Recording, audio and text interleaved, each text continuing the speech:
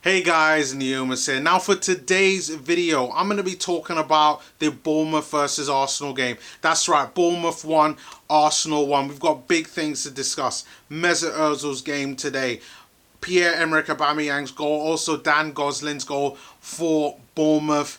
And we got to talk about the next game against Chelsea. So stay tuned to my Chelsea prediction for that one.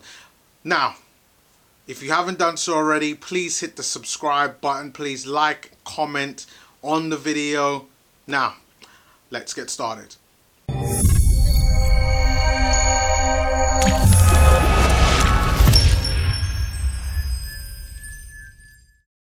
So, Arsenal won, Bournemouth won, an away point. Can't complain, but we got to talk. First things first. What a game. What a game. Mikel Arteta's first game in charge. The guy's never, ever managed a team before. Sorry, once. He managed a game for Man City in the Champions League where Pep Guardiola got sent off and wasn't allowed to manage the next game. And he was able to then manage the game for City for their next game, but they lost in the Champions League. But he comes in at Arsenal, manages for his first game. We all know the stories. He had the players in on Christmas Day, having to get that work, which I love. I love to hear it. I love to see it. When I heard that, I was like, well done, Arteta. Because you know what? Some of these players are lazy. Mesut Ozil being one of them, who I consistently flag as being a lazy player. However, if we're talking about positives in this game today, Mesut Ozil was one of our best players on the pitch. I repeat, Mesut Ozil was one of our best players on the pitch today. What a performance from Mesut Ozil. He's a player who I criticize on a, my God, almost weekly basis. As soon as the Ozil fanboys come out and talk about, oh, but what about all the chances that he creates? What about all the chances? No. The game that he played today wasn't just about chances. He was tracking back. He was doing all the right things, filling in at certain positions. I commend Mesut Ozil, especially in the first half. Mesut Ozil was instrumental in helping to create all of the chances that was needed, or at least for us to try to score goals within that first half. And if it wasn't for the bad final balls and finishing from Reiss Nelson, from Pierre-Emerick Aubameyang and Lacazette, this game should have really ended about 3-1 to Arsenal, maybe even 4-1 to Arsenal. But we'll speak on that in a bit. But Mesut Ozil's performance in this game, superb. In the second half though, but you could put that down to he was getting tired. And yes, professional footballers get tired. But it's one of those where we all know he's not physically capable of keeping up with that high intensity, high tempo type game. Unai Emery recently came out and said that Mesut Ozil just isn't built for the way how he wanted to play. And I think that him being substituted in like the 65th, 70th minute was a good thing. It really was. And even though he was our best player, like his effectiveness was starting to wane. We needed energy, and that's where Joe Willock came on within the second half and finished off the game. But for me, he was my biggest kind of positive within this game. And really was surprise positive. Because when I saw Mesut Ozil on the pitch, I don't know about anybody else watching this video, but as soon as I see Mesut Ozil, I'm just like, God, Mesut, no. I cringe to see Mesut on the team sheet. I don't want to see Mesut on the team sheet. But he performed today. He really did. For the minutes that he was on the pitch, I got to give him his props. He did what was needed for the team. And to be honest, that's what I want to see. I want to see more of that from Mesut Ozil.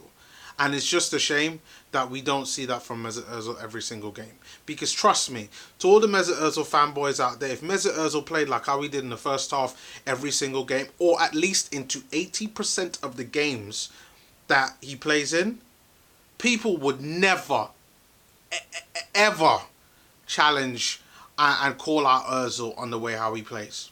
Never. They'd never challenge him. And to be fair, if Mesut Ozil played that way, he would probably already left the club. So that's my 2 cents on Ozil. So you know what? Well done, Mesut Ozil. Good Boxing Day gift to all of the Arsenal fans out there. I thought you were superb. My next positive, and something that maybe not necessarily a positive, but I commend him for his effort. And again, this has to go out, and this is kind of a joint one for 2 of our young players, in Bukayo Saka and Reiss Nelson.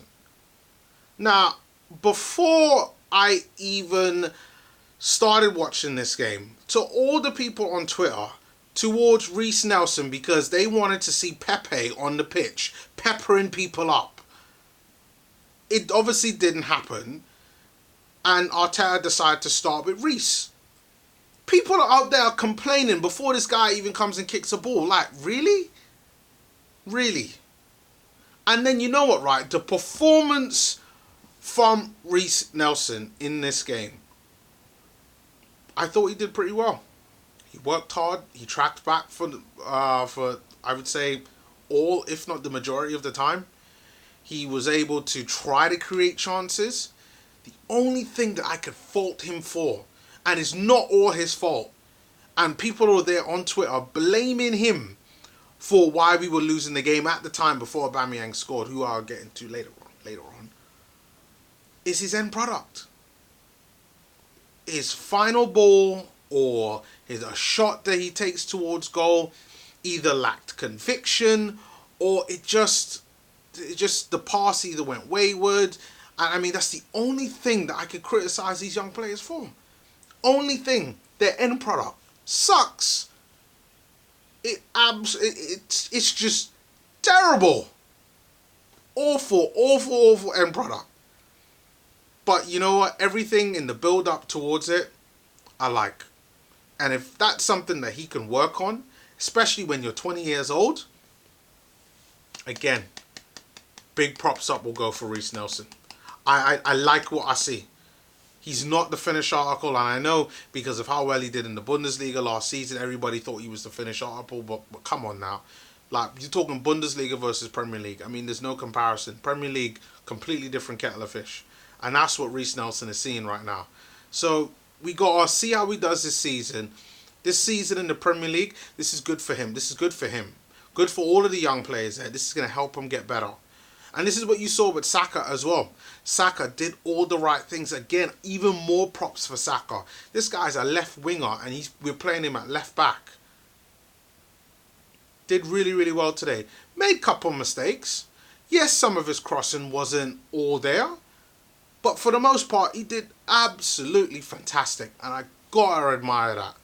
And I gotta put in time on these videos and on this channel to talk about our young players. Because I'm the type of person that I like to see us develop young players.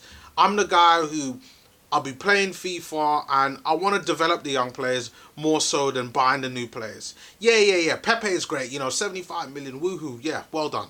But when you see a guy like Saka come through and he does well, that's what I want to see as an Arsenal fan. So well done on Saka. So him and Reiss is like my top two positives throughout this game. Third positive and final positive of this game, Bernd Leno. What a keeper. What a keeper. Bernd Leno has saved us so many times in this game.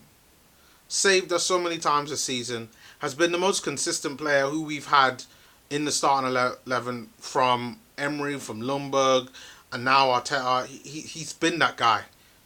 Complete, shored up goalkeeper. I have no problem with Bernd Leno. Absolutely not. He saved us with the shot against our Ryan Fraser. Again, there was an incident with Josh King where, to be honest, I've seen some goalkeepers mess this up. David De Gea had a similar incident last week with messing up like a simple pass. Like he has had opportunities where he could have messed it up and people would have just been like, oh, if he'd messed it up, oh, okay, like it's a bit of a mistake. But he hasn't. He has been absolutely brilliant for us.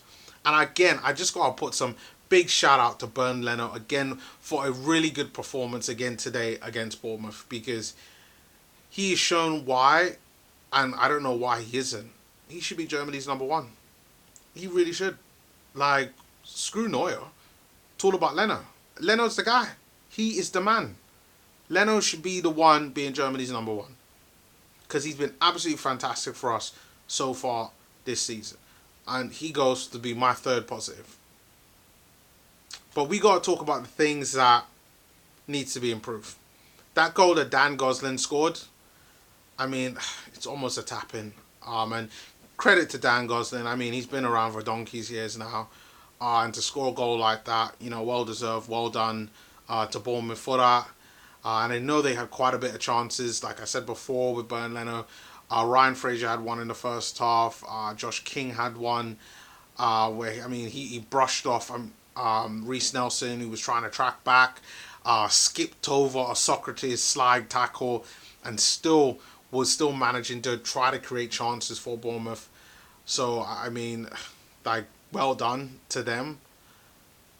But we need to do better. Yes, Bournemouth are a side that have threats. And I know they had the disallowed goal. That was offside, and it was clear it was offside from Callum Wilson. Like, completely offside. But we have to do better. Have to do better. We got to put away these chances. And only in time, when Arteta starts to put things together, starts to put his ideas, whatever that might be, whatever that he's going to need, we're going to need all of that to come through. But the next game against Chelsea, we're going to need Arteta to fix his bootstraps up and start to get things going, because the game against Chelsea is not going to be an easy one, folks. Now I know what you're saying. Chelsea, bad run of form. Yes, bad run of form. They lost again today. Great result for Southampton. I mean, they're having the same little bad results against Southampton as we have been. I mean, for some reason, their defences have been... but so is ours in a way. What are we going to have to do to stop Chelsea? The midfield. We have to control the midfield some way, somehow. Personally, I think Arteta's already thinking about that. This is why players like Mesut Ozil came off to... and Willock came on, because Mesut is going to be starting the next game. I actually expect Pepe to be starting the next game, and then Reiss to be the sub for that game as well. I think that Lacazette will also start there as well, or at the very least be a substitute. But it was good that he was able to kind of get some games under his belt. But this game against Chelsea will not be easy. I mean, we're having a situation where the biggest threat of them all is Tammy Abraham, a player who I know some people on AFTV used to say he was shit when he was at Swansea. But he's really come into his own, has had a team that is built around him, built around providing him chances and giving him the ball. And you got to say he's done well. Then there's a light of Mason Mount. You got Pulisic there. Then you got the classics like Willian. Still got Pedro there.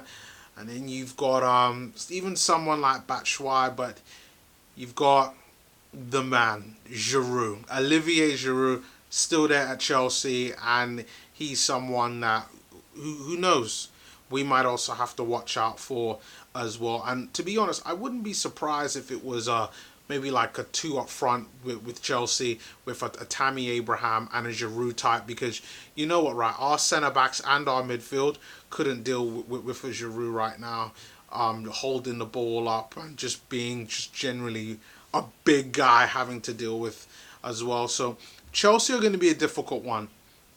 I'm intrigued to find out how Arteta is going to deal with this, because I think it's going to be tough. And this is the first time that we're facing Chelsea this season. And I don't know. I don't know how it's going to be. And this is why my prediction for this game is going to have to be a 2-1 to Arsenal. Normally I'd have gone for a 2-0, 3-0. But Chelsea do worry me. They do have players, they do have talent. Yes, they're going through a bad run of form, and a lot of their bad run of form is on their home side. Their away form is okay-ish. So, and they are coming to the Emirates, so I expect them to be somewhat okay-ish in that respect. But let's see what happens within that game. I do think Pepe will start at the very least. And if he doesn't start, then he'll be on the bench. But for the most part, I do see some type of rotation. This is the time of year for it. Guys, we just need to get back and back the team, back Mikel Arteta. I think he's got a plan. I really do. I think he's got a plan. Let's believe in him. Let's trust in him. Hope that he executes his plan. Then the players believe that. Then we could get to January, where I know the game after that is against Manchester United. And let's start getting some players in, getting some players out. Because I truly believe that some of these players don't want to be here. But until then, let's go out there and back every single player that plays within the game, or whatever game that it is, especially the next game against Chelsea. But guys, thank you once again for watching this video. Please comment on what you think about everything that I've said today. Do you think Mikel Arteta's first game, how has it been for you? What do you think of my 3 positives? Mesut Ozil, Reiss Nelson / Bukayo Saka and Bernd Leno? Or do you think that it's someone else? Like, who else do you think that I should be giving up big props up for? Do you think I should be talking more about Aubameyang? Who knows? Leave your comments below. Like, subscribe to the channel for any new content that I put out. And yeah, I will see you all next time on Sunday for my review for the Chelsea game. Peace.